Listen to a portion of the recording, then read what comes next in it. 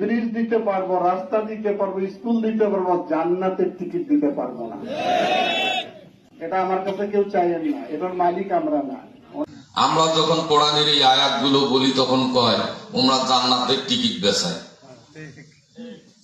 জান্নাত তো বেচা কিনা আল্লাহ নিজেই করেন। ওই আয়াতটা মনে নেই, ইন্নাল্লাহা আশতারা মিনাল মুমিনিনা আনফুসাহুম ওয়া আমওয়ালাহুম বিআন্না লাহুমুল জান্নাহ। নিশ্চয়ই আমি মুমিনদের জান এবং মাল খরিদ করে নিয়েছি কিসের বিনিময়ে? জান্নাতের বিনিময়ে। তা আল্লাহ আমাদের জান আমাদের মাল কিনতে চাচ্ছেন জান্নাত দেওয়ার জন্য। জান্নাত তো আল্লাহ বেচায়। এই কথাটা যখন আমরা বলি আমাদের আবার তারা বলি বেড়ায় যে জামাতের লোকজন জান্নাতের টিকিট দিয়ে বেড়ায়। আর জান্নাতের টিকিট বিক্রি করতেছে আল্লাহ দুনিয়ায়। আমরা সেইটা বলতে গিয়ে আবার দেখা যায় তারা উল্টে পাল্টা কথা বলে।